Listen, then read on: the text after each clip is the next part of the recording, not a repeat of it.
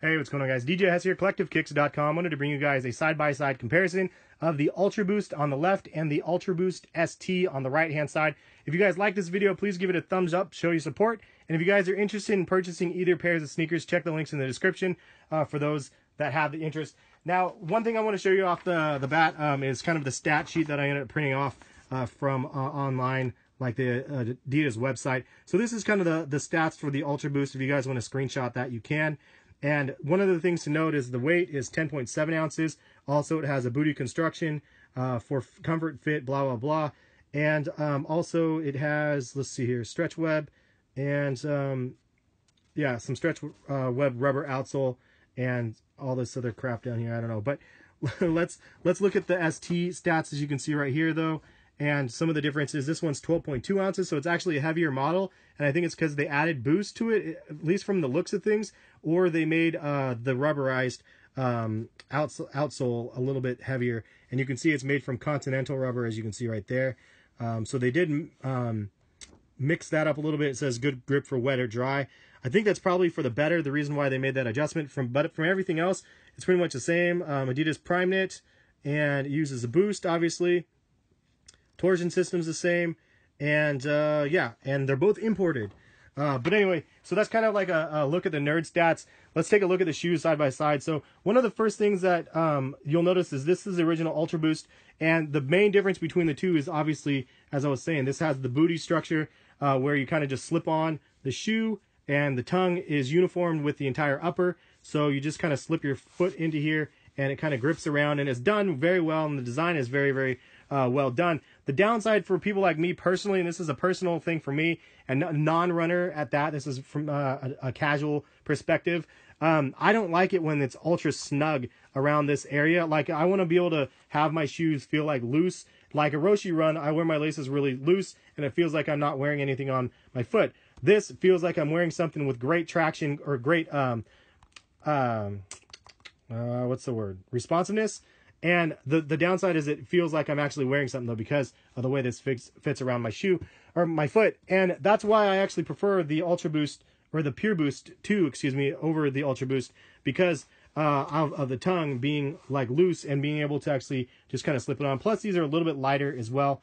And I love the Boost material on these ones. They're really light, soft, and it's just really, really not a running shoe, but really, really comfortable shoe. And then you enter the ST version of the Ultra Boost, which has the detached tongue, which is one of the things that I was really excited to see about these shoes. And also the Ultra Boost material is pretty significant on these as well. And I'm not sure if it's true or not, if this has more, but visually, like as I'm looking at these in person, this looks like it has more Boost material than the Ultra Boost. Now, I could be completely wrong, but I'll show you guys so you can see for yourselves. One of the things I don't like about this, though, is the 3 stripes and this whole cage on this one. I'm not really a fan of. I will be doing a video tutorial on removing this cage, and then I'll probably do a blackout of the midsole, which I already did a tutorial on that a while ago. Also doing a lace swap, so this will be a blacked out shoe without this. So it would be fairly close to this minus the attached tongue. That's kind of the goal that I'm going for. So side by side of the two shoes, let's take a look and see. One of the things you'll notice right off the bat is the Ultra Boost is actually different. And images you can't really see online, but they're really different in the design. You can see there's one line down the Ultra Boost right here. And then on this one, there's like 3 lines down it. So a little bit more contour and whatnot. And then you can see it kind of peaks right here and then comes down. This one just is kind of a straight line all the way down it. I'm not sure why they did that. It looks like there's more Ultra Boost or Boost material on this one. It looks like it sticks out a little bit further. But I could be wrong. It could be just a visual thing. As you can see also on this side, it looks like this is thicker than it is on that one. So that's the reason why I feel like this one probably has more boost, because it does look thicker. Correct me if I'm wrong, but that's definitely bigger. This one also says it has this energized stability, I think it says right there. It's hard to read it in the lighting. Yeah, energized stability on there. So it's kind of interesting looking rubberized part right there. I honestly don't know the benefit of that. If you guys want to weigh in the comment section, feel free. This has a little plastic nib right there comparison, so they definitely took a more aggressive stride on this one, and from images you don't see this.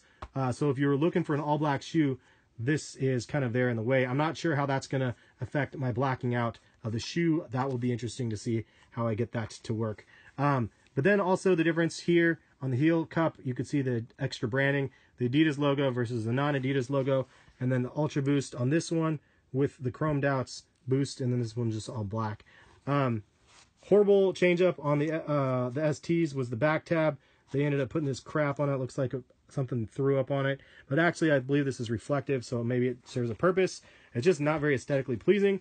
And the other thing is you can see the patterns of the prime knit is different on the two. This one's not as significant. It almost feels like a cheaper version than this one. And they also did something interesting, and they put a guard on the toe box, as you can see, a rubberized kind of guard, which they didn't do here, which is probably good, probably last longer because of that. They also reinforced the section right here for the lower like kind of lace spot, and you could see they did this pattern down here because this one is just one piece. This one they had to put in the tongue. So aesthetically, it's not as pleasing as this one just by looking at it, but I think I'll get over that really quickly when I actually wear these more because of the way the tongue lays, and I think that I'll definitely like that. The last thing that I wanted to point out that's different between the two is the soles.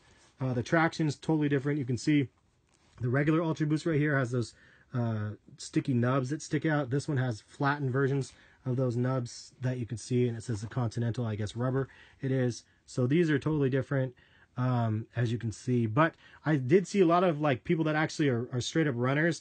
They complain about these nubs wearing off too fast. So maybe that was a good adjustment, because that was some of the harshest critics that are from people that actually wear these for running. So I mean, I think that adjustment was probably good. It probably added to the weight of the shoe because of that.